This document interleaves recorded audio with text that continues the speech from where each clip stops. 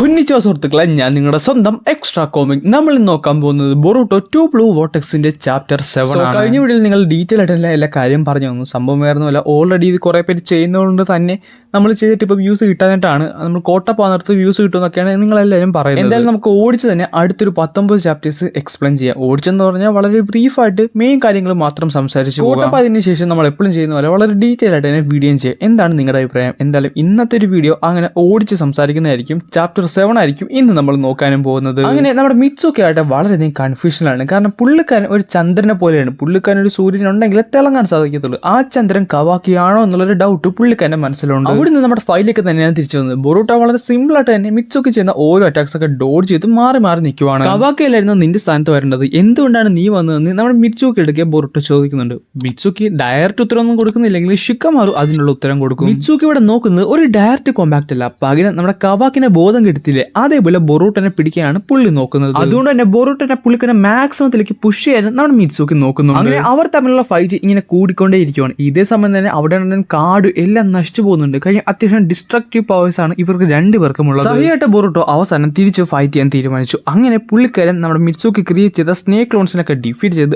അവസാനം നമ്മുടെ മിറ്റ്സുക്കിയുടെ കഴുത്തിൽ കൊണ്ട് വാളും വെക്കുന്നുണ്ട്. ഇപ്പോഴും കവാക്കിനെയാണോ നിന്റെ സൂര്യനായിട്ട് കണക്കാക്കുന്നത്? കവാക്കി വേണ്ട, നിനക്ക് ഒറ്റയ്ക്ക് ഷൈൻ ചെയ്യാൻ സാധിക്കും, അതിന് നീ പരിശ്രമിക്കാൻ വേറൊന്നുമല്ല. ബൊറൂട്ടോ ഇവിടെ ശ്രമിക്കുന്നത് മിറ്റ്സുക്കിയുടെ ഫീലിംഗ്സ് ഒക്കെ മനസ്സിലാക്കി പുള്ളിക്കനെ പറഞ്ഞ് മനസ്സിലാക്കാനാണ്. എന്നാൽ അത്ര എളുപ്പമുള്ള കാര്യമില്ലെന്ന് നമ്മുടെ ഷിക്കമാറിനും ഈനോനും അറിയാം. അവസാനം ബൊറൂട്ടോ തന്റെ വാൾ തിരിച്ചു വെച്ചിട്ട് മര്യാദക്ക് എന്നെ പറയുന്നുണ്ട്, എനിക്കറിയാം നിനക്കൊരു സൂര്യനെ ആവശ്യമുണ്ടെന്ന്, പക്ഷേ കവാക്കിയല്ല, ഞാനാണ് നിന്റെ സൂര്യൻ. എന്നാൽ ഇത് കേൾക്കാൻ നിർത്തുന്ന നമ്മുടെ മിറ്റ്സുക്കിക്ക് വളരെയധികം ദേഷ്യം വരും. പുള്ളിക്കാരൻ തന്റെ പാമ്പിനെ കൊണ്ട് ബൊറൂട്ടോനെ അറ്റാക്ക് ചെയ്യാൻ നോക്കും. പക്ഷെ ബൊറൂട്ടോ അവിടെ ഒന്നും തന്നെ ചെയ്യത്തില്ല, അവിടെ നിന്ന് കൊടുക്കും. ബൊറൂട്ടോ ഒന്നും ചെയ്യാത്ത കാണാൻ നിർത്തി നമ്മുടെ മിറ്റ്സുക്കിക്ക് ഉണ്ടാവട്ടോ. അവിടെ വെച്ചാണ് ബൊറൂട്ടോ പറയുന്നത്, നിന്റെ ഉള്ളിൽ നിനക്കറിയാം കവാക്കി നിന്റെ സൂര്യനല്ലെന്ന്, പിന്നെ എന്തിനാണ് നീ കാണിക്കുന്നത്? തന്റെ കണ്ണുകൊണ്ട് കാണാൻ നിർത്ത് കവാക്കി തന്റെ സൂര്യനായിട്ട് തോന്നുന്നുണ്ടെങ്കിലും മിറ്റ്സുക്കിയുടെ ഉള്ളിന്റെ ഉള്ളിൽ എവിടെയോ കവാക്കി തന്റെ സൂര്യനല്ല എന്നുള്ളൊരു വാക്ക് ഒളിഞ്ഞു കിടപ്പുണ്ടായിരുന്നു. അതാണ് ബൊറൂട്ടോ പുറത്തെടുക്കാനും നോക്കിയത്. അവസാനം മിറ്റ്സുക്കിക്ക് തന്നെ അതൊരു ഡൗട്ടായിട്ട് മാറി. അങ്ങനെ ബൊറൂട്ടോനെ റിലീസും ചെയ്തു. മിറ്റ്സുക്കി ചോദിക്കുന്നുണ്ട്, നീ സത്യം പറഞ്ഞാൽ ആരാണ്? എന്നോർത്ത് ആരും നിങ്ങൾ വറിച്ചേട്ടാ, നിങ്ങളെല്ലാവരും വിചാരിച്ച് വെച്ചിരിക്കുന്നത് കുറച്ച് തെറ്റായ കാര്യങ്ങളാണ്, അത് മാത്രം നോക്കിയാൽ മതി. എനിക്ക് കവാക്കിനെ കൊല്ലണമെന്ന് ഒരു ഇന്റൻഷൻ പോലും ഇല്ല. അങ്ങനെയാണെന്നുണ്ടെങ്കിൽ നീ എന്തിനാണ് പിന്നെ ഹൊക്കാഗിനെ കൊന്നെന്നുള്ള ചോദ്യം നമ്മുടെ മിറ്റ്സുക്കിയുടെ വായിൽ നിന്ന് വരും. അപ്പൊ ബൊറൂട്ടോ തിരിച്ചും പറയും, നാറൂട്ടോ ഇപ്പോഴും ജീവനോടെ ഇരിപ്പുണ്ട്. നാറൂട്ടോ മാത്രമല്ല, എന്റെ അമ്മയും ഇപ്പോഴും ജീവനോടെ തന്നെയാണ്, സേഫ് ആയിട്ട് തന്നെ ഇരിപ്പുണ്ട്.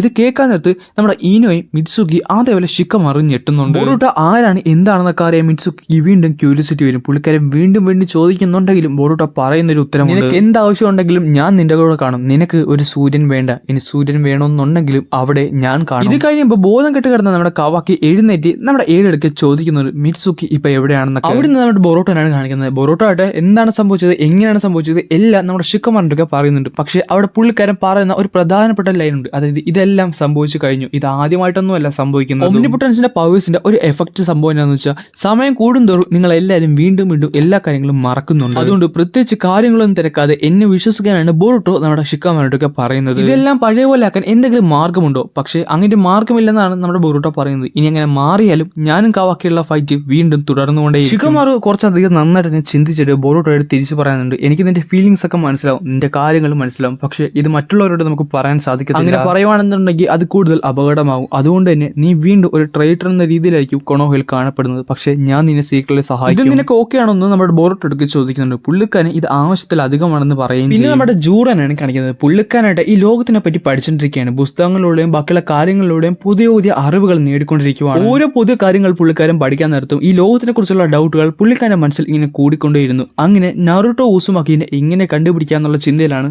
നമ്മുടെ ജൂറ ഇപ്പൊ നിൽക്കുന്നത്.